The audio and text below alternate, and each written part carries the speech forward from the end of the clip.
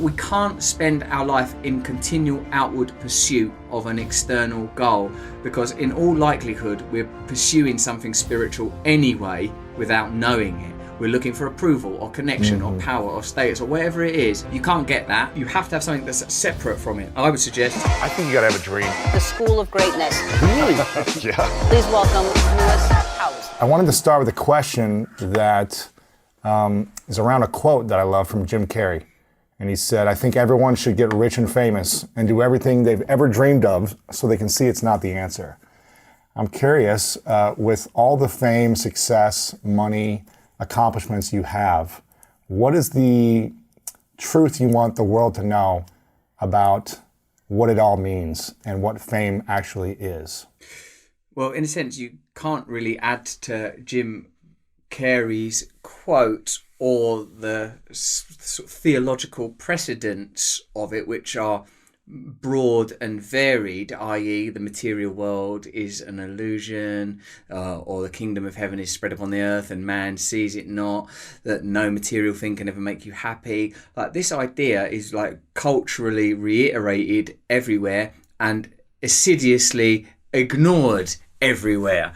And because, let's face it, we live in a culture that is dominated by economic ideologies, materialistic ideologies, sort of for good and for ill. And there's no question that certain markers of progress are worthy of plaudits, i.e. medicine, technology, but they can be, to a degree, false markers of progress. They can mislead us. They can make us, I would say, sort of culturally hubristic about our achievements. And whether it's sort of Mongolian culture, the plain people, or what they called the steppe people, who were equestrian archers with levels of expertise that you'd only get in a circus now, that were practiced by whole armies, or the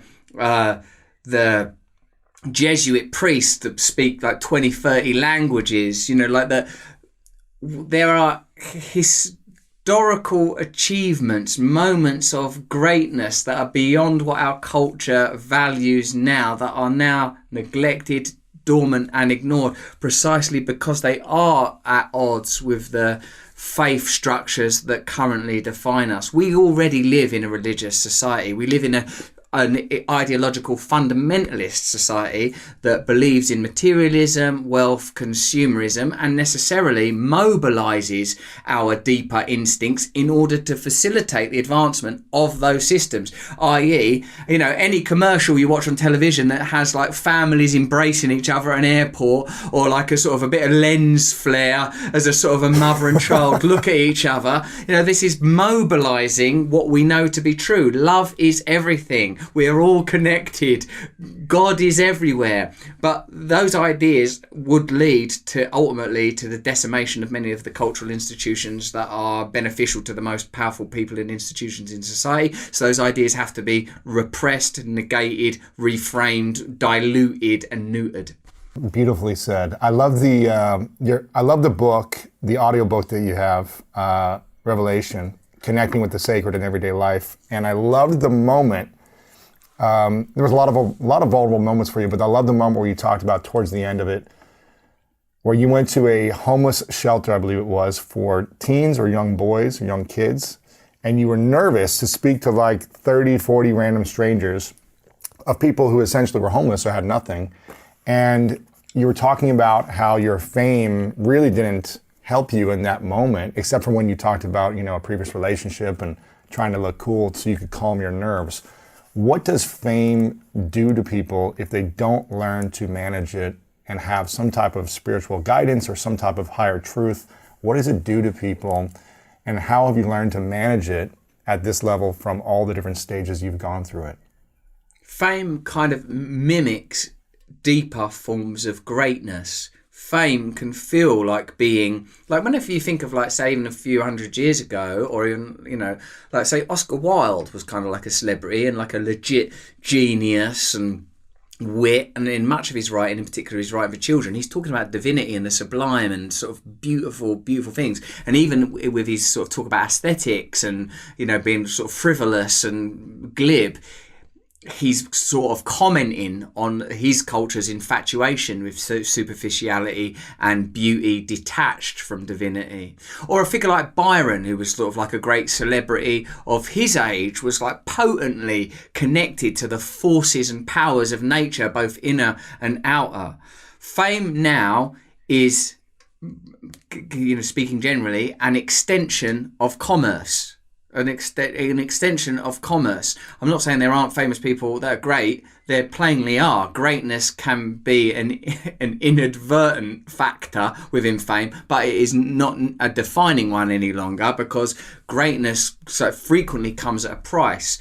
That a lot of people in like a corporate and commercial industries don't necessarily want to pay. And look, from like speaking personally, the reason I wanted to be famous was because I felt insufficient and inadequate as I was. And who knows what choices I would have made if I'd have had access to spiritual principles as a child and as a young man. If people said, look, there's something in you that you've got gifts and stuff, why don't you explore those gifts in this direction? So I just naturally, because in the absence of that, I took the gifts in the dominant direction of our culture. The magnetism of our culture is, if you come from where I come from, Grays, Essex, sort of ordinary suburban town, half an hour outside of London, low expectation, beautiful, incredible people. I realise that now that I've gone back there and visited it. I couldn't see that then because I was too solipsistic and lost in myself and my ambition and my hunger, my drive, my appetites. I got big appetites, drive, and for me, what I was kind of told, look, at my school, if you're not good at football or fighting, you're nothing. And in the culture at large, if you don't get yourself some power, you're going to get crushed. You're getting crushed. You're going to a factory or a call centre. That's what life has in store for you. So,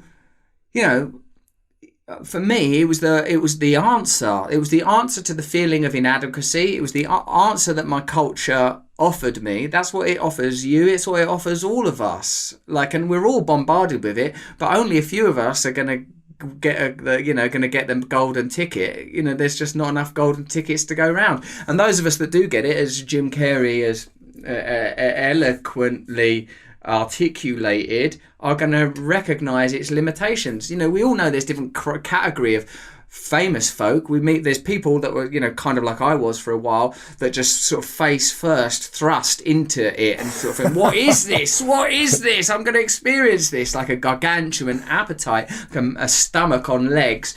And then there are other people that are that sort of seem a bit more circumspect. Okay, this is crazy. I'm just going to focus on the work. Now, I'm lucky that I'm at heart a comedian, and I love comedy. And as I've gotten older, I've realised that there's the divinity in comedy, that comedy is about revelation, that comedy requires that you observe that life is a joke. Life is a joke. None of this is real. Here I am pretending to be me. You're pretending to be you. We've all got our insecurities and our inadequacies. We know the things we've done. We know the mistakes we've made. We know what we do in the bathroom. We know what we do when we're alone. We know the sort of weird things we've said to people, and all of this stuff. And we put on this mask and this facade. Fame merely being an amplification of that. Fame mimics greatness. Fame is bolted on to greatness. A friend of mine said, even in your pursuit of fame, it was obvious that what you were after was God, was a kind of but the culture doesn't know how to give you God. The culture doesn't want to give you God. The culture doesn't, and what I mean by God, I talk now, mate, about Sesame Street values. Sesame Street values. This is nothing complicated. Kindness. Be kind to each other. If you're kind to each other, everything else is gonna melt away. You're that takes care of. Don't judge people for being different. Don't judge people. That all goes out the window. Just if you devote yourself to the simple principle of kindness. The idea of God for me is the same idea as love. That there is a magnetism towards one another. Yes, there is a revulsion, a repulsion, a competition. There is, everything has its shadow. Everything has its opposite and beyond opposites, I'm sure. But there is also love. There is this sense, by love, I mean, and etymologists who studied the word love in many languages posit that what we actually mean is union, connection. I love you. I want to be connected to you. I love these shoes. I've got to have them. I love West Ham United. I want them to do well as I would do well myself. You know, love, of course, can get confused and intermingled with lust, control, need for approval. All sorts of things can get intermixed with love. But you will know love when you are willing to sacrifice, when you see it as something you serve as opposed to something that serves you. This is like, you know, I'm married, and sometimes I think with my wife, you know, that my love is about I want her to take care of me. And I recognise, oh, hold on a minute, that's not love. That's my codependency. That's my neediness. That's the part of me that's still a wounded little boy.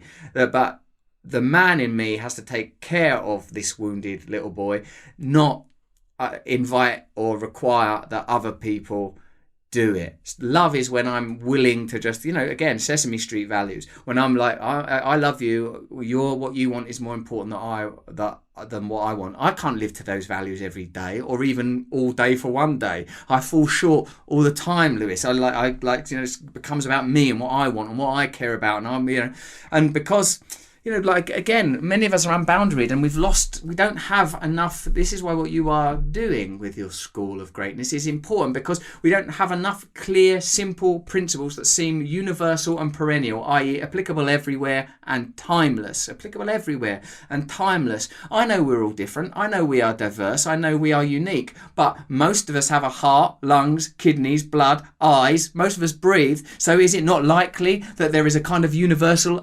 application on a more sublime level also? That if we are the same organically, is it not likely that the energies from which these organs must surely have evolved are similar to, possibly even one, possibly even the same energy? That the same way as we know that we come from a common ancestor, that we come from a common energy with a common heart, that our unity is more true than our separation. As the great Terence McKenna says, when the water of illusion drains away, we see that we are all connected. We are all connected. 100%. And you talked about healing the childhood wound, feeling inadequate, feeling insecure, feeling not enough, or all these feelings on your kind of search or yearning for fame, and what does this experience look like, this drive to be more connected to love, to God, to that higher thing. When did you feel in your life the most insecure, and when did you fully start to understand how to overcome your insecurities? Many of these negative emotions and feelings have like a wisdom in them, don't they? Because even like the most ferocious forms of chemical dependency that I've experienced, crack and heroin addiction, are kind of about melting the boundary of who you are. Look at the idioms around it. Get off your face, get smashed, destroy yourself. That on some level, again, using inappropriate means, you are trying to transcend and become free of the self. It's a spiritual impulse. I may have to talk people through that more slowly, because it seems sort of stupid to think of some hunched, drunk or junkie slumped in a doorway as being on a spiritual quest. But when you think that spirituality is simply the valorizing of the inner life over the outer life, the need to connect, the need to feel something truthful and real, then anyone that picks up a drink ever or smokes a joint is after a spiritual experience. They're trying to feel better. Man, I felt insecure and worthless a lot of times in my life. It happens to me again and again and again. I'm lucky that I'm an addict, because the addiction shows you, it takes you to extremes, so you're confronted with the fallibility of the choices you're making, that these choices won't work for you. I think a lot of people, and I wrote about that, you know, in like the recovery book, are able to struggle along with moderate addictions to food or sex or success or whatever, never ever reaching the point of crisis that would facilitate transformation, metamorphosis, real change. You know that book Revelation I was telling you about, and that moment that you talked about going down to that place in Skid Row, the Union Mission, you know, I was doing a craft thing there with my wife. My wife does crafts and writes about craft and like creativity in parenting and in mental health, and stuff like that. So we went down there. So I was very much just in an assistant role. The first time I went there, yes, it was to talk to them kids, and I felt like I didn't feel qualified and I didn't feel good enough to do it. I felt somewhat ashamed. I felt ashamed of like I think I said in Revelation, like about, if you're talking to a homeless kid on some level, like, because this union mission, it's the only one of them missions that takes families. That's what it is. The others take either men or women or adults or whatever. This one takes whole families. There's a lot of people in there, more than there should be in any civilized nation. And like, when you're there, you want to tell them, look, this isn't your fault. It's not your family's fault. You're a byproduct of a economic system that simply cannot generate, it can generate enough wealth, but it doesn't distribute wealth fairly for a number of complex reasons. And you at the arse end of that, and I can't explain that to them. It's patronising and somehow dismissive. But more importantly, that day that I went to do the craft, I sort of saw, or maybe even someone told me it. Maybe I didn't have this realisation. Maybe someone said it to me. They don't know they're poor. They don't have that contextualization. They're just children. And it was sort of beautiful and amazing. And since having kids, as I said, I don't do what I used to do a lot. I love children. I've always loved children. I used to get right, and I didn't have kids till like I was 40. So I was very much like, if I was around my mates' kids or whatever, I'd really play with them and like get into characters with them and do a lot of joyful play. And now I've got kids. I can't be bothered with that. I'm tired. I'm exhausted. I'm not interested. But that day, like, I held it down because my wife was doing this stuff with the mums and the kids, and I felt the heaviness and I felt the shame of the adults, and I was lifted by the joy of the children. But I held back, like I was just helping them. They were making Play-Doh together and all this kind of stuff and doing these craft activities. And then when that finished, I let myself off the hook a little bit. I let myself be a dinosaur and a monster and be all crazy with these kids and monkey around with them, And like there's one bit where like all these little 5-year-olds and 6-year-olds and 7-year-olds, they pulled me to the ground and they was beating me up and stuff. And I sort of looked up for a moment, and all I could see, my whole vista was filled with children's faces, and they were smiling and they were full of joy. And this is when I felt God is here. God is in this room. Look at this. There's nothing but joy and love and play and happiness in this lowest of place where people are suffering, poverty, being disregarded, neglected, and the whole room, my whole experience is filled with love. And this is just one moment in time. Of course, I know that those children have got whole lives ahead of them and have whole lives behind them. But in that moment, there was an absolute realization of something sublime and divine. And for me, this is an important force, an important energy that has to be mobilized, valorized, brought to the forefront, exalted in our culture, made the emblem and the driving force and the raison d'etre of the way we live, not marginalised, neglected to the sidelines so people can plunder the earth and look at the earth as a resource and look at human beings as a resource and fortify systems of elitism. For me, the basic idea, the Sesame Street values, kindness and love, instead of the values that currently dominate, selfishness, greed. Right. This is what's at play now. Yeah, I love that you talk about Sesame Street values. I'm a big Mr. Rogers values type of guy myself, which are very similar, I guess, in the fact of just be kind to your neighbor and be loving, be generous. I'm curious, when have you felt the most loved in your life, and when do you currently feel the most love? Sometimes I think about my wife when I'm not with her. Like, 'cause when you're with her, she's just a person. But when I'm not with her, like, I sometimes think, oh my God, I found this person that just loves me, doesn't care about anything. She's not particularly, I've known people that are very impressed by aspects of my nature and behaviour. And I can speak fast or whatever and say a lot of stuff, and I can be novel. I don't know. My wife, she doesn't seem to care about any of that. She doesn't. She just sort of sees me as I am, and I feel very at ease. Sometimes the greed in me wants stimulation, excitement, plaudits, fanfare, the carnival of life. But I recognise I've been to that carnival, and I've had my turn, and it doesn't work for me. There's never enough for me. For me, it's the spiritual path. It's the spiritual path, and I think that's true for everyone. But it's not really right for a person that's lived the life I have to be. I feel like spiritual principles are for yourself, not for other people. Mm-hmm. These are the things that I must do, and other people have got to find their path, I suppose. And like maybe I can sometimes be helpful to people, usually directly in an intimate way. Hopefully I can be helpful in a broadcast way, because indeed that's what we're doing. But who knows? I'm not sure that I hope I was helped by, you know, people talking on the internet or on TV, but I can't remember it ever happening. What is the thing you love about your wife the most?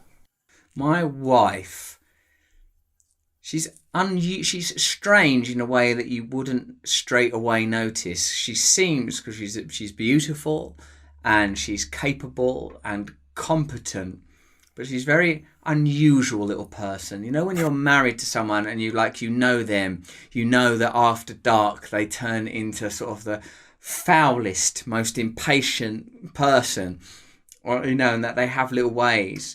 What I have in my marriage is a real intimacy, you know, like I have the ability, I can tell, she knows everything. She knows everything about me, you know, and like I need a sort of authenticity in my connections in life, Lewis, because otherwise it's very, very sort of lonely. So what I love about her, I guess, I love her playfulness, her creativity, her willingness to change, her openness to conversation. There's like loads of things that I love about her. She's weird and she's a laugh. She's a funny person to hang out with.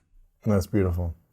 For the younger audience who might be confused about their life, their direction, their purpose, their relationships, and they might be chasing something, they might be looking for fame or power or money, whatever they're looking for, what are 3 things that you would recommend they prioritize in their chase, in their journey, in their life? What are 3 things that you wish you would have prioritized that you would share with them, so they don't waste their life away or make, you know, bad mistakes? Live in service of the thing you claim to love, you know?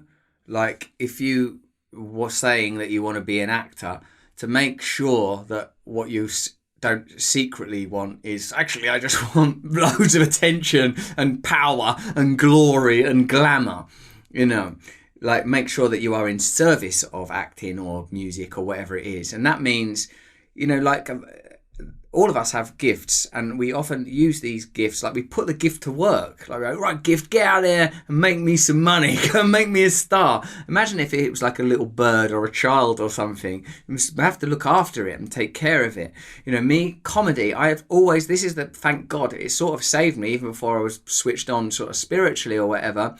And even at my most keen and needy, I always really, really loved comedy in a geek way. You know, I watch a lot of stand-up comedy. Mm-hmm. I study sitcoms. I learn them. I love Monty Python. I love Richard Pryor. I know my heritage. I know the line that I'm walking. I study them and observe them. So when I was doing stand-up comedy, which I was for years and years and years before I made any money out of it at all, I was becoming practiced and I was in service of comedy. Of course, I also wanted to be a big famous star and I wanted people to love me and I wanted to have lots of opportunities. Of course I did. But what could I do, man? I had both things. Thank God I had both. You know, if all I'd had been the appetites for the plaudits, the prestige and the privilege, I don't know where I would have ended up. So firstly, I would say be of service to the thing that you claim to love. Don't think about what it's going to give you. Think about what you can give to it. Okay. That's the first one. I've got to do 3. Yeah. if you've got 3, yeah. Second one is have something away from it, like that is not about it. Cultivate your inner life and your spirit. Don't allow it to entirely devour you. The fact is, I think, that we are spiritual beings in essence. We're the only animal that we know of on this planet that have these complex in us, these lives of complex inner subjectivity. As far as I know, my dog doesn't sort of go, oh God, that was embarrassing. You know what I mean? Like he just is him. Although he does sometimes look a bit embarrassed thinking about it. But like you know, we can't spend our life in continual outward pursuit of an external goal, because in all likelihood we're pursuing something spiritual anyway without knowing it. We're looking for approval or connection or power or status or whatever it is.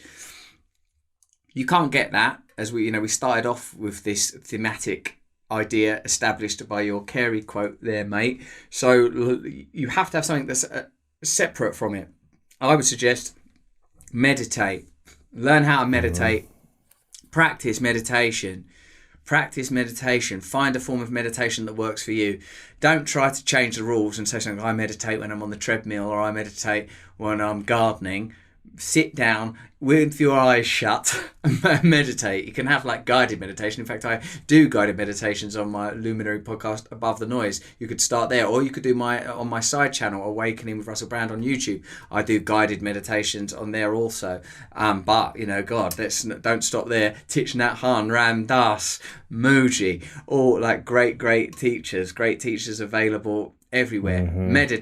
Meditate. You have to cultivate your inner life away from it. That's the second one. The third one, do you want the third? Yes, please.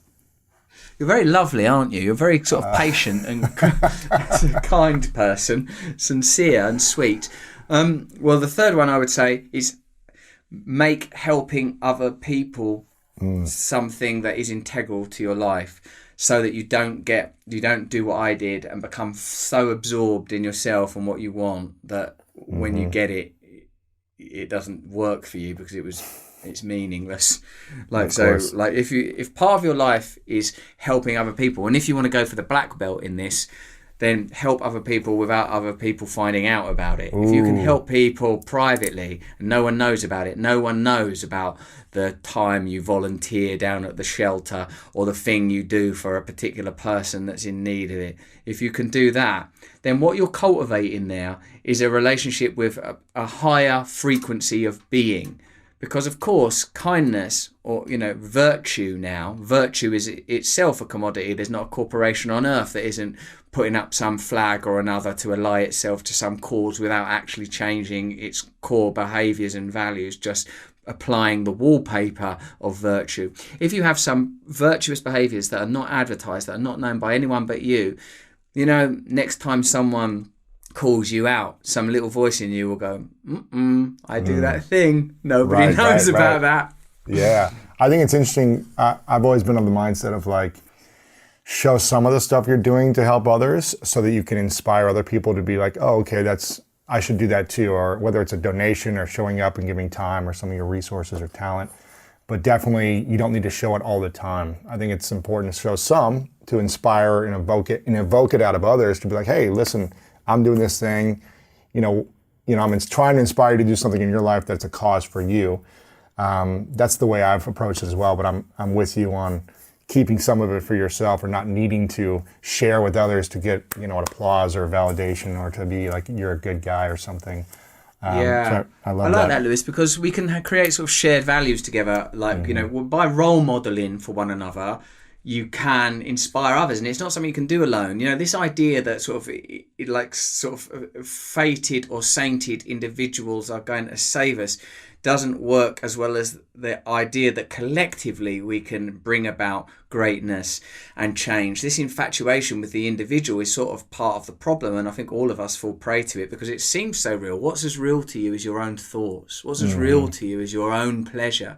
There's legitimate ongoing philosophical debates about whether or not other people are actually even there. The only thing we know for certain is our own existence. So it's easy to fall in that. But if we practice values that appear universal, kindness, again, like, the Mr. Rogers or Sesame Street values, then we're sort of part of something transcendent, part of something bigger than us. We're not continually furnishing our cell, ornamenting our fragile and transient egoic structures. What would you say are 3 skills you wish you would have learned earlier? Whether it be a tactical skill, the skill of making money, the skill of meditation and managing your emotions, the skill of, learning how to connect with people, the skill of speaking on stage. What skills do you wish you would have learned earlier that would have helped you? I wish I'd learned Brazilian Jiu-Jitsu as a child. That would have really grounded me. Yeah. Really sort of straightened me out to have learned Why do you think that would ground you? Because I think it gives you a respect for your body and it gives you a respect for other people as well. The thing about Brazilian Jiu-Jitsu is you learn what you're capable of, but you also see what other people are capable of. So you like think, wow, can do all this stuff, but oh my God, look at this guy. Like, I would not have known that. I would not have known from looking at that person that they had those kind of resources. So it creates the perfect optimal state, I would say, of like, I would not want to be a person that's an aggressor or looks to create conflict, but neither am I so anxious about conflict that I'll bend myself into peculiar shapes to avoid it. And this is, it's had a positive impact on me learning Brazilian Jiu-Jitsu in my 40s. So if I'd learned it when I was sort of 12, I think, and also there are affiliated values within martial arts, respect, hierarchies that are fair and just and earned, camaraderie, physical contact in a clear and consensual and boundaried way. I mean, it's just so full of great values. I think it's like that martial arts in general, but Brazilian Jiu-Jitsu, because it's one I know, are like I like that wonderful communities, and that also as well, you put aside who you are. You put aside who you are when you enter into it. I do try and use my personality sometimes on the mat, like, come on, hey, I charm people a little bit, but it's only moderately successful. Okay, so that's one skill.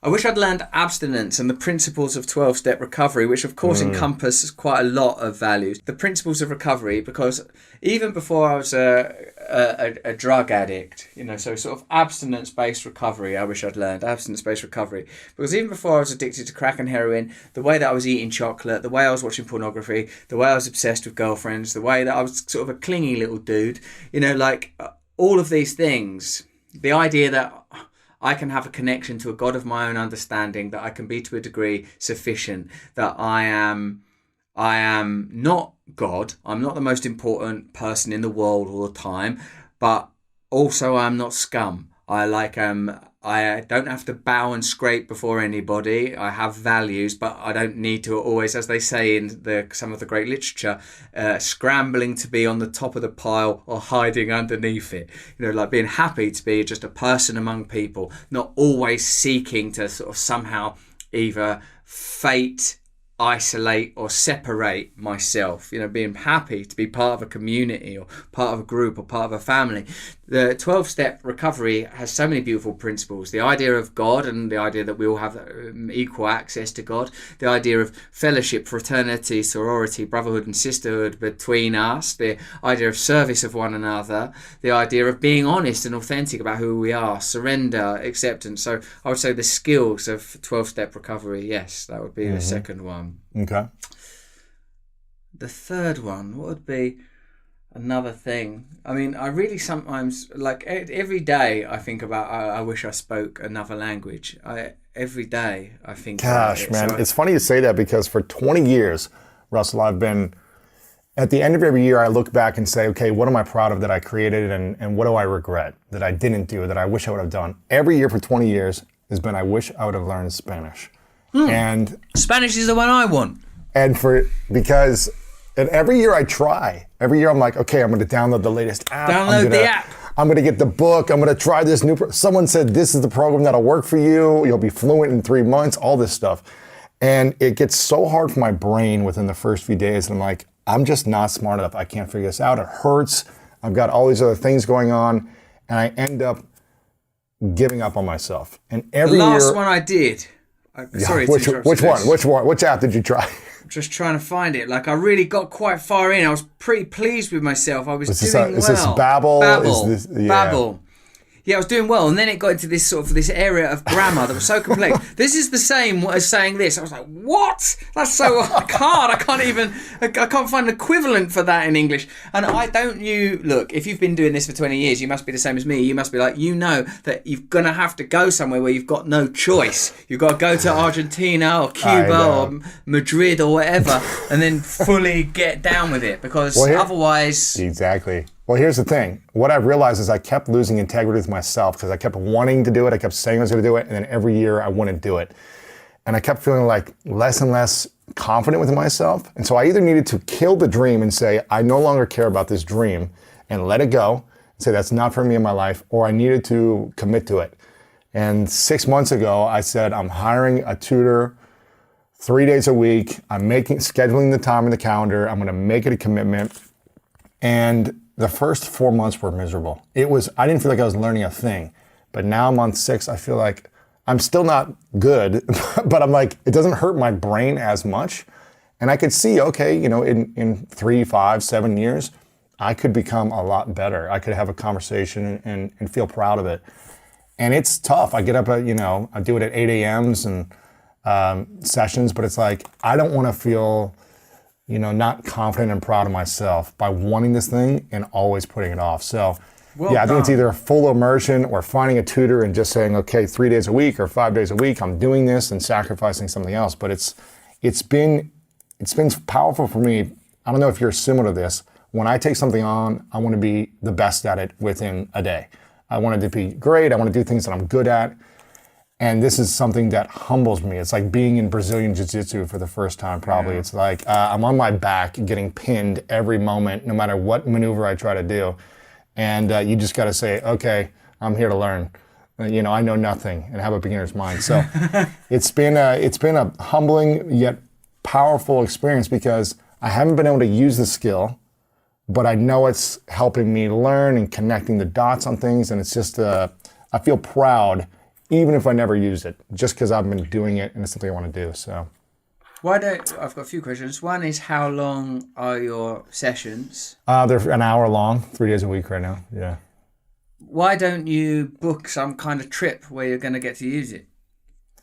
My girlfriend's Mexican, so she speaks Spanish too. So I practice with her, and I go visit her and her family, and no one speaks English in her family. So when I'm with her and her family, I'm forced to practice. So, doing more of those trips will be helpful. I've been in love, when I was a younger man, I was in love with a woman from El Escorial near Madrid. And I went and stayed with her family, and I just because I feel comfortable speaking English, I feel like such a moron when I can't, when I don't have that, when I don't have language, I feel nude and just helpless, and it kills me, man. I love being able to. The thing is as well, Spanish, a bit like you, I've had points where I've been like, hold on, I'm getting there, and then I don't do any of the atrophies into nothing. Then I had another girlfriend who was from Barcelona who just was so magnificent. And she was worked in Ibiza, and I would go and see her, and I would get a little bit closer to understand it. I'd get all inspired. I mean, I love Spanish people, Latin people. Yes. I love the language and the culture, and I really, I'd love to speak Spanish. You've actually lived with a Mexican person.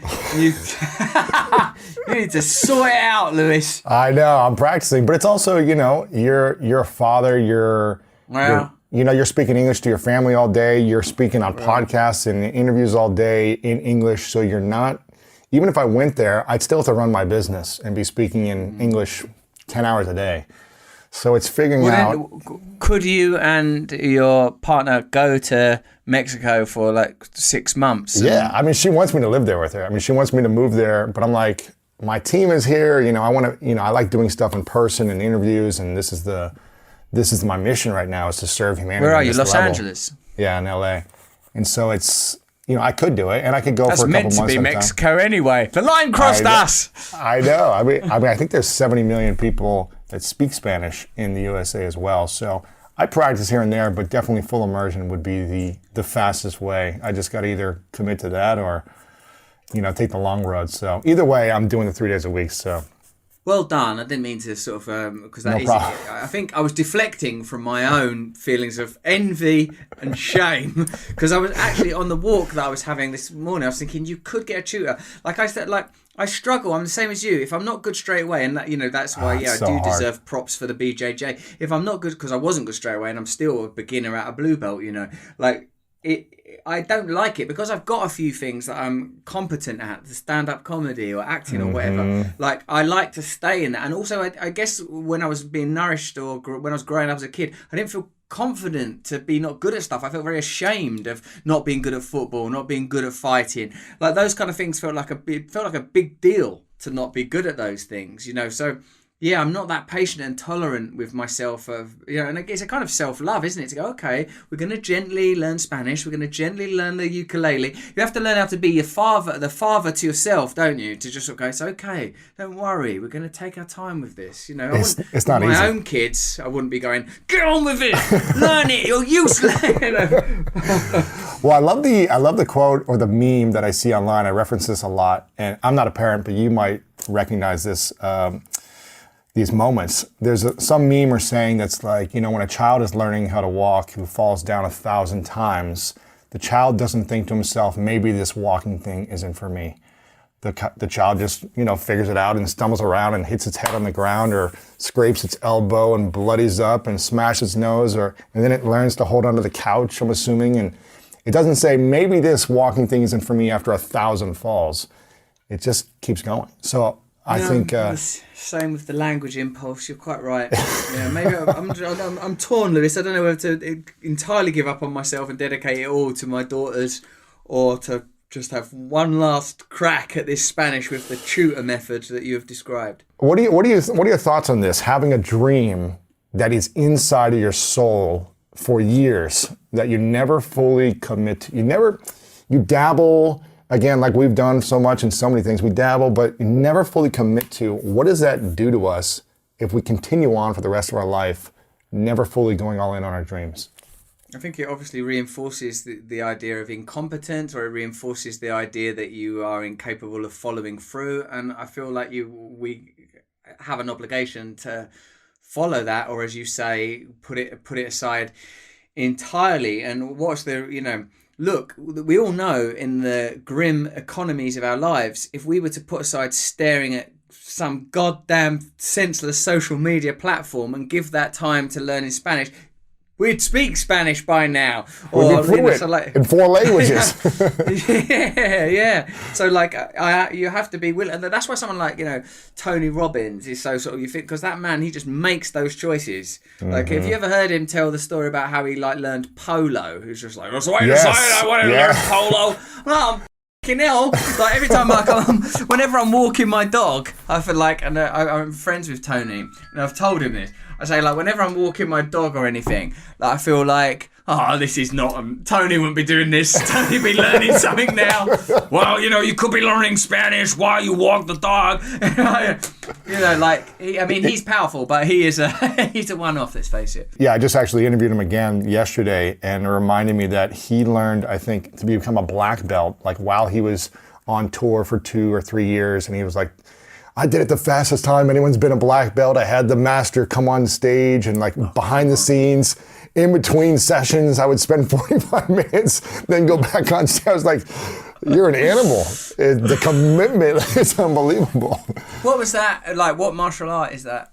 I think he just learned, I think he learned karate. I think it was this was probably decades ago when he was man. I'm going to learn this, but I'm on tour. And he brought the guy with him to just teach him all day in between on stage. So one of the things I most admire about him is that he's the way that he will identify an objective and then not be restricted by sort of our conditioned either emotional or cultural responses. Admittedly, we're talking about someone with some incredible resources. Yes, we are now, but the reason he's got those resources is because of this ability that he will just go, okay, I'm going to learn that thing. Never put aside all of there's not time, there's not this, there's not that. He eliminates excuses. He just says there is no room, and he goes all in on his desires. It's pretty powerful. Tony, you exhausting genius. One of the things I think that holds a lot of people back, myself included, is when we doubt ourselves, when we don't believe in our own abilities or what we're capable of creating in the future. What do you think are some ways that we can overcome self-doubt in ourselves to gain that real confidence, not fake confidence, but overcome the doubts that hold us back from, asking that person out or going after that career opportunity or just saying, I'm going to go after what I want in my life? What are some ways to eliminate that self-doubt and gain confidence? Well, self-doubt can be critical, Lewis, because it can be a component of awareness. I feel that the answer must always be the embarkation on a spiritual life, because it's difficult, isn't it, in this world of personal development that we find ourselves in, for us not to take on the tropes and objectives of a culture that I think at this point we need to be querying and looking to move away from. We've all been deeply inculcated to believe that the pursuit of happiness is contingent upon the attainment of our petty, trivial desires. But real happiness is contingent on being free from those petty, trivial desires. As long as I'm a prisoner to that, like, you know, see if someone's like that doesn't know, you know, can't pluck up the confidence to ask someone out, or can't pluck up the confidence to pursue their dream or whatever. For me, I don't feel like it's my job to operate at that intersection, at the intersection of, well, come on, believe in yourself. You're as good as anyone else. You'll never know unless you try. You know, I don't think that's my job. My job is like, why do you think you want this? What do you think it's going to do for you? What do you want really? What do you really want? What do you really want? What is it you are looking for? You know, a friend of mine observed once that in the 1980s, the prominent sort of entrepreneurs were all about zipping about on speedboats and whooshing through the skies in hot air balloons, intrepid, bold adventurers. The very same tycoons now are all about greenness and ecology and safety and helping, responding to the trends that define a time, this time now of apparent fragility. I think our job is to look for some truth beneath culture. That culture in many cases is not our friend. Culture is here to chain us to systems of tyranny, subtle tyranny. What is freedom really, if it is only freedom to operate within certain parameters? It isn't freedom at all. I'm not saying I wouldn't rather be a person who's affluent in California than a person that's sort of poor in, I don't know, Tehran or Senegal, or, you know, I'm not be poor anywhere, frankly. It's pretty grim to be poor anywhere in the world. I've been poor in places before.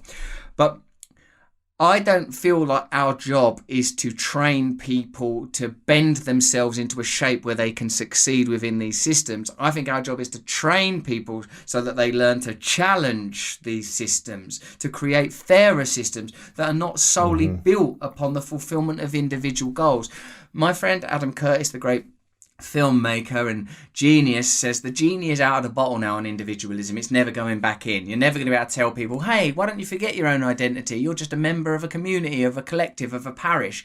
You know, that's not going to happen now. Nothing is as real to you or I as our own thoughts, as our own dreams, as our own, but that's just the way it is now. But perhaps through this we can attain some meaning, and if I refer back even to my own suggestions, serve the thing you are pursuing. You know, if it's like you really want to go out of a boy or a girl, why are you looking to serve them? Or do you think they're going to somehow solve or absolve you? You see them as some salve? Or if you're after some dream, why? Is it because you don't feel like you're good enough or you're worthy? You know, one of my friends said, like, to me, that you're like someone who's been up to the all-you-can-eat buffet table, stuffed your face full of everything, and then going to everyone else, you don't need this stuff. You don't need it. This cake won't work for you.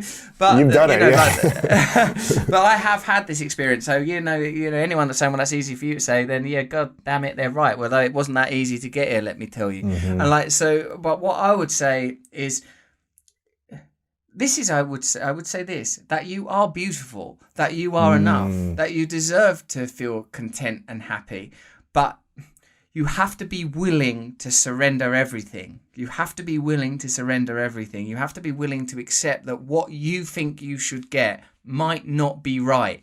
Where did it come from, that idea?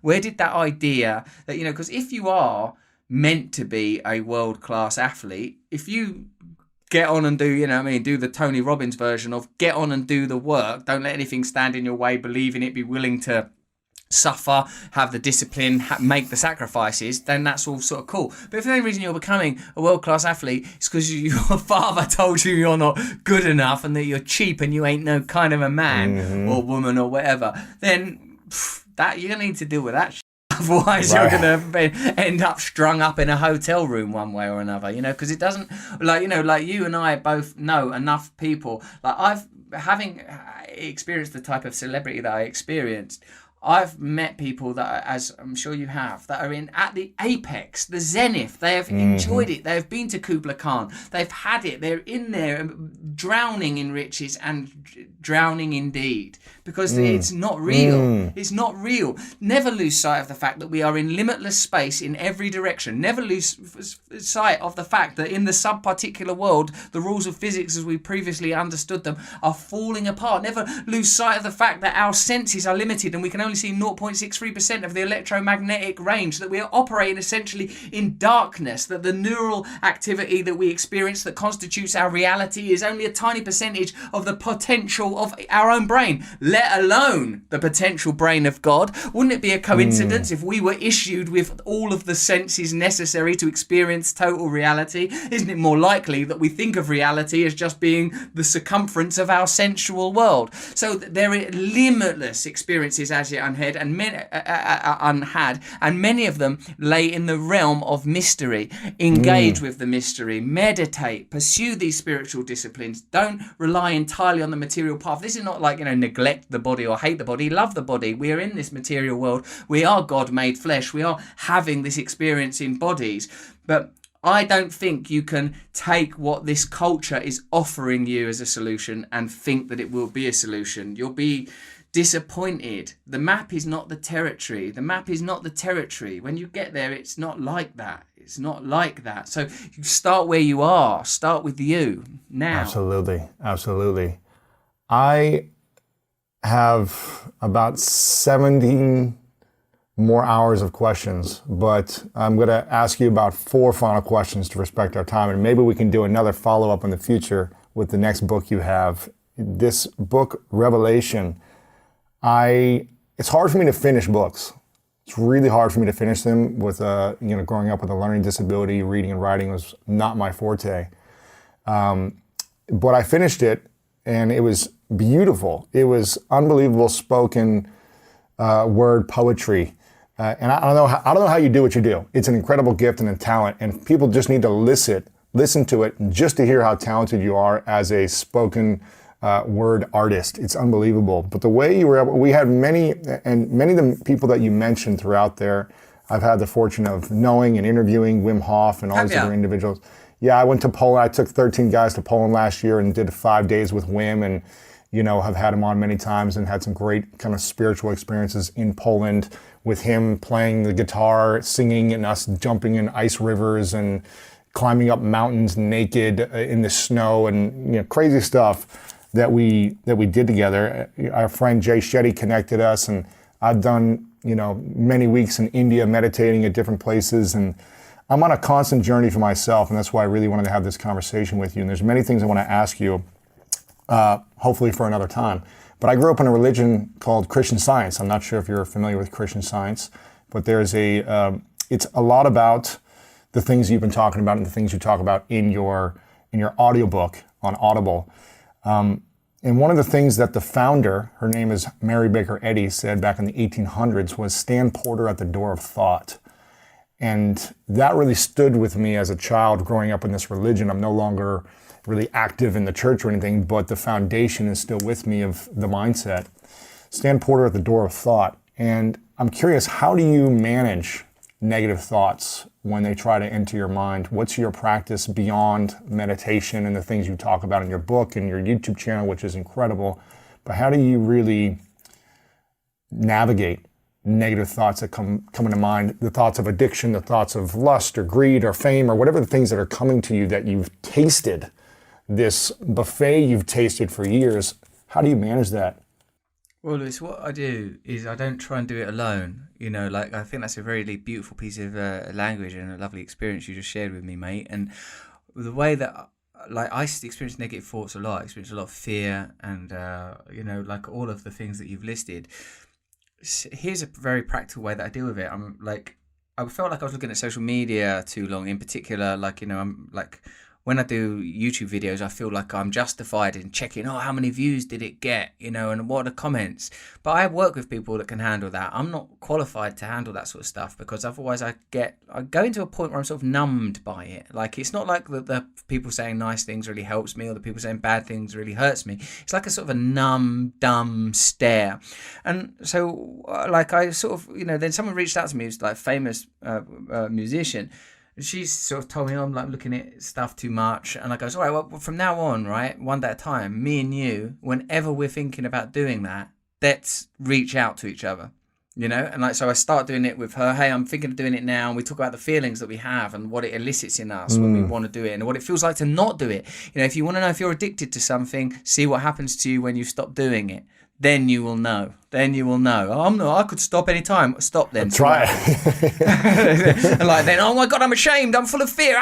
And then like, similar with pornography. If I don't want to look at pornography, but not a judgment on anyone else who does, but like for me, if I think, oh no, I don't like how I feel, how it accumulatively makes me feel, then I make a choice that I'm going to reach out to someone else who's, sometimes it helps specifically with that thing. Like I've done it before with someone, like my mate didn't want to like eat no more bad food, and I was cool with food at that time. So I was like, well, I don't want to look at porn. So when I want to look at porn, I'll check you with the food, so we do it like, and it's not even, that's non-hierarchical, by the way. We're both sort of people that are just sort of trying it and trying to improve ourselves together.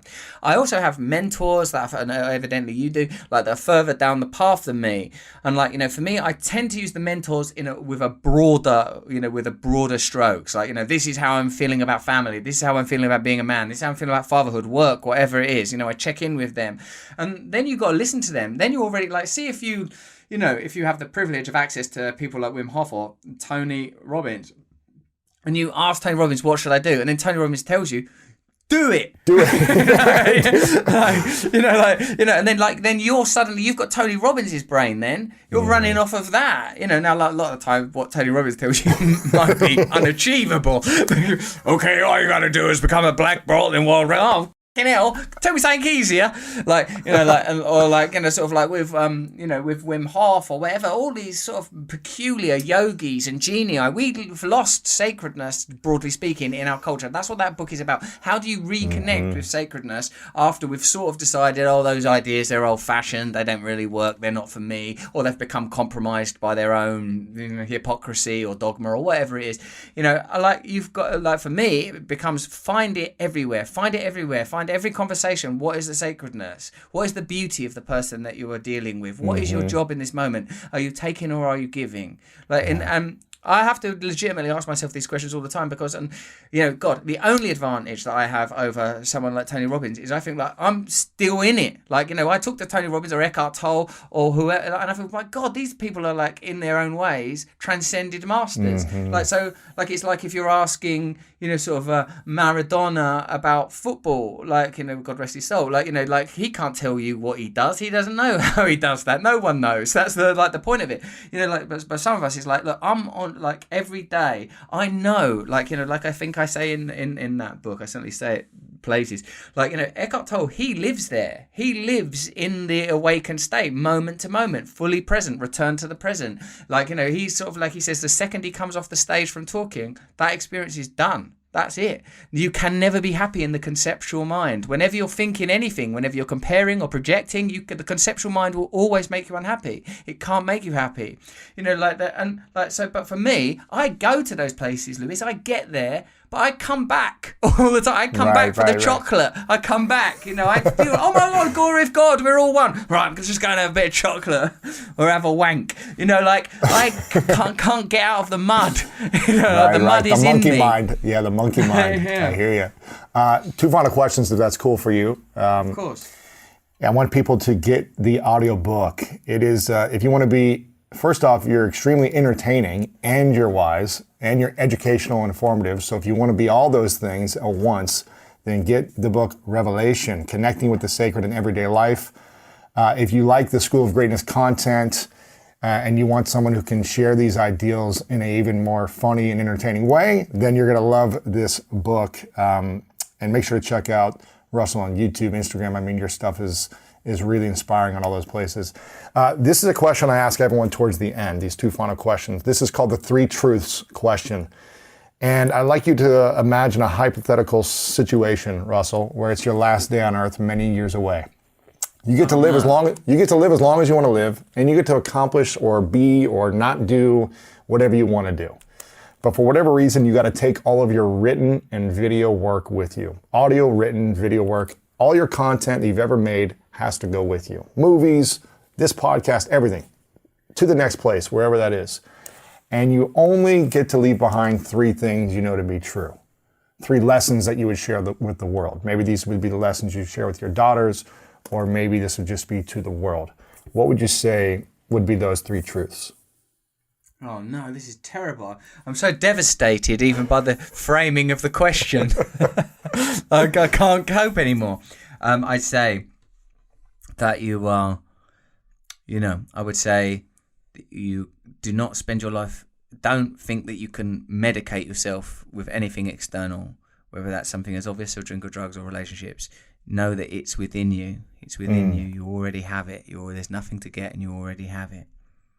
I would say that you must learn a spiritual practice and you must learn a bodily practice. That's it. If there's only 3 things, it's you already have everything you need, get a spiritual practice and have a bodily practice. And I think that would be enough. And the fact is, isn't it, for all of our for all of the discursiveness, the grandstanding and rambling, life is simple. It's simple, but there's complexity in the variation. But the fact that these universal truths continue to emerge, Lewis, to me suggests that there is some value in them. The recurrence of archetypes in dreams and mythology suggests that there is a truth in them.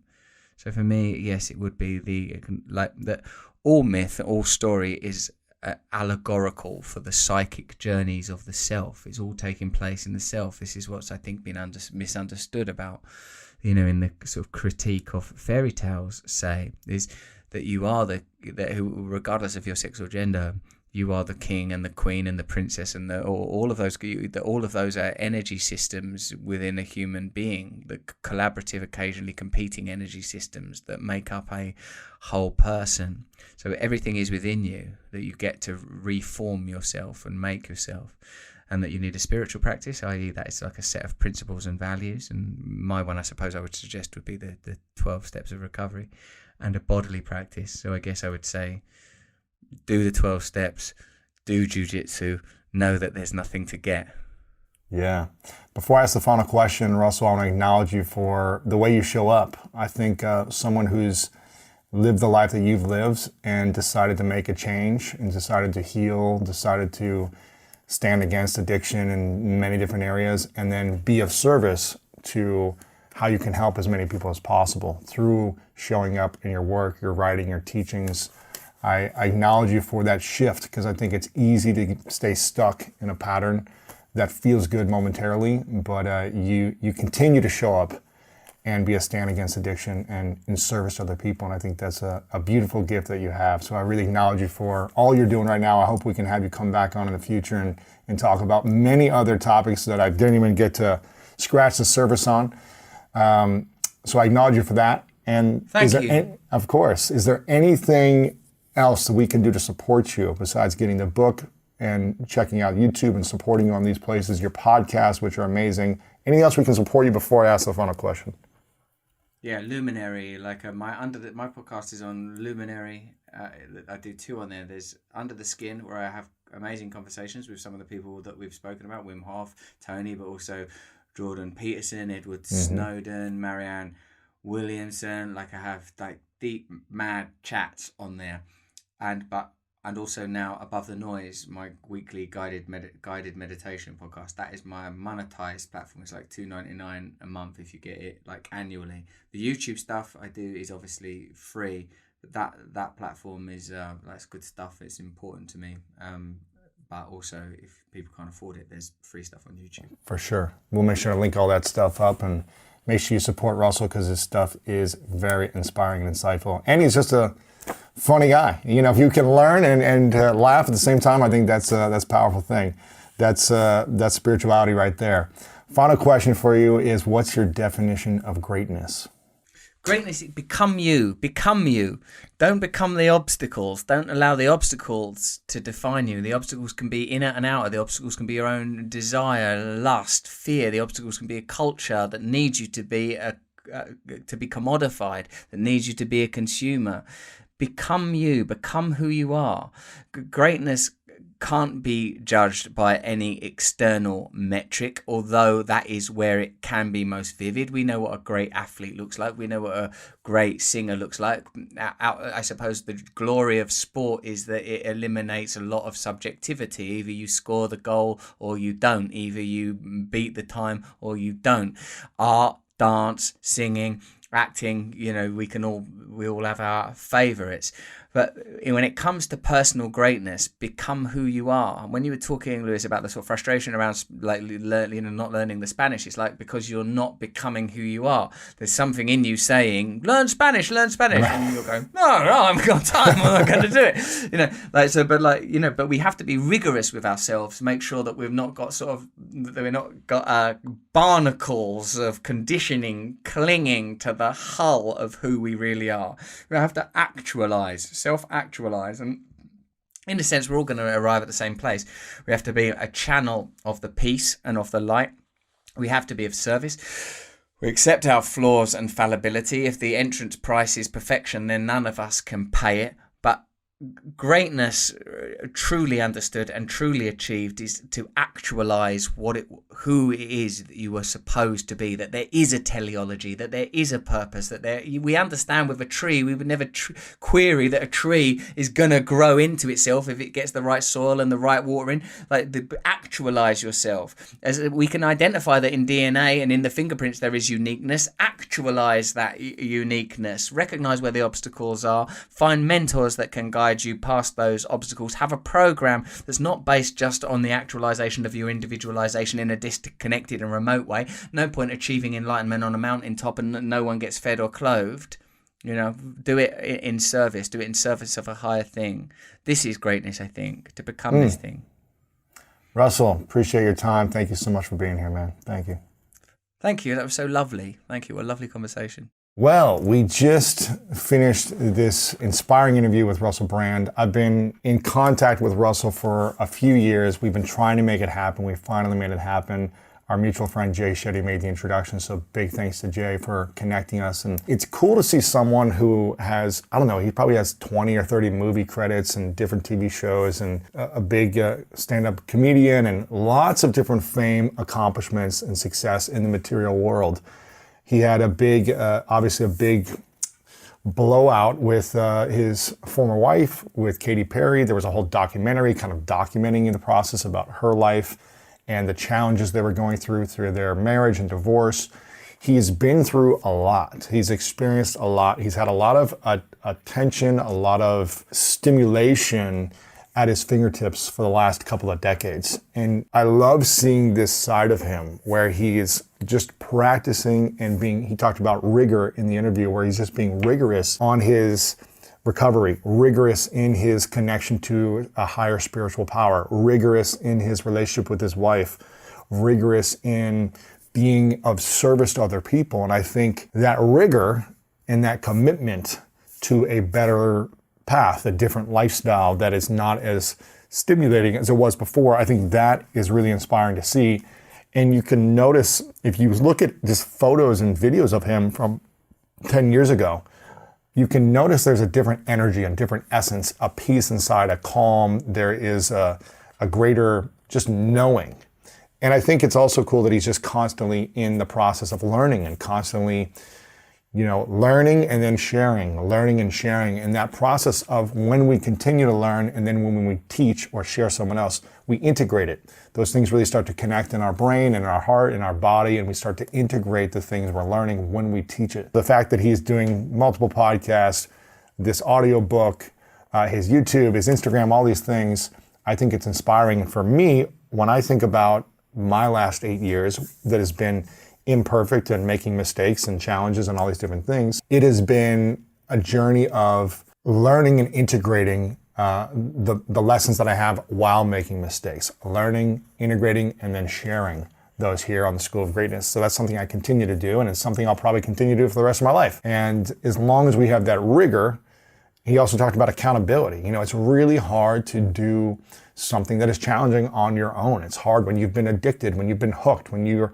constantly in that cycle. It's hard to do it on your own. This is why we talk about, and this is why I have accountability for different areas of my life and people that I respect, people that I admire, people that I look up to, people that have control over that area of life and have a command over that area of life. That's why I look to those individuals, whether it be a buddy system of texting, whether it be hiring coaches, therapists, trainers, and nutritionists, people to support me in the different areas of my life to have better command and mastery over those areas. So I love that he talked about having accountability, having kind of this coaching and accountability, having these mentors. He wrote a whole book called Mentors that is about seeking the models of other people who've been there that you want to aspire to be.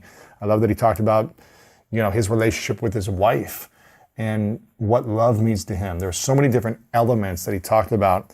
And the 3 keys where he said, you know, if you can live in service of the thing you love, whatever that talent or skill is that you have right now, if you can live in service of it.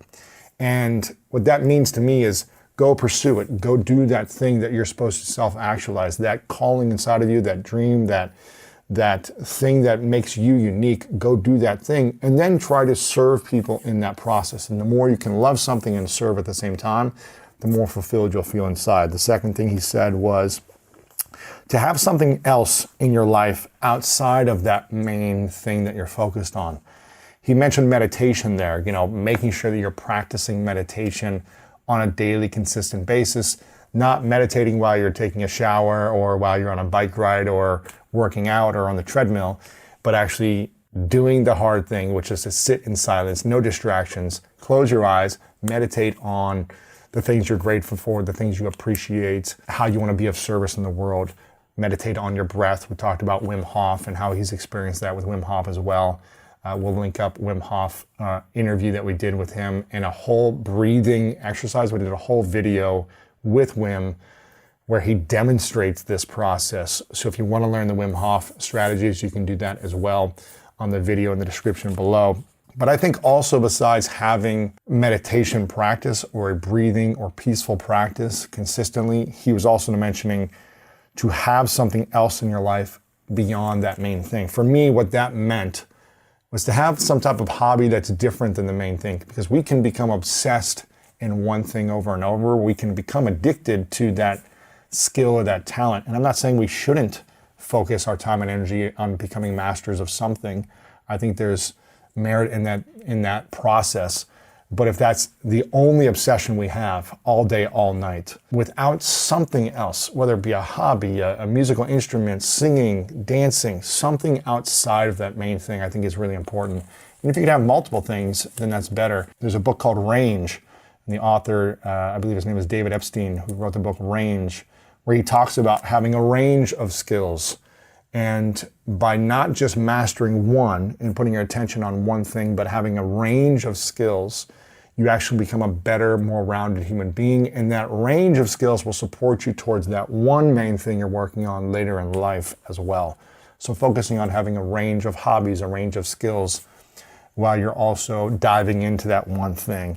That was the second thing that I really wanted to take away from this. And the third thing is he said, make helping other people a big part of your life, which goes back into point number 1 he made. Live in service of the thing you love.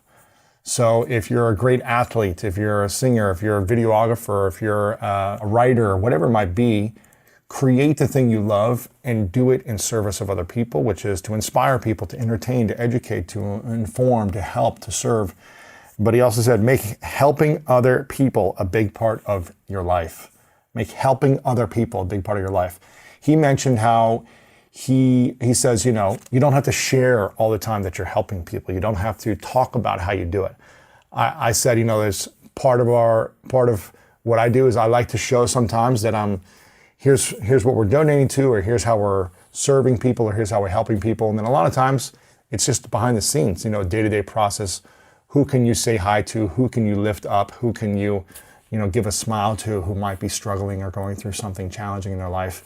And you don't need to show people or lift yourself up by showing that on a constant daily basis. Just do it. Just be in service on a daily basis.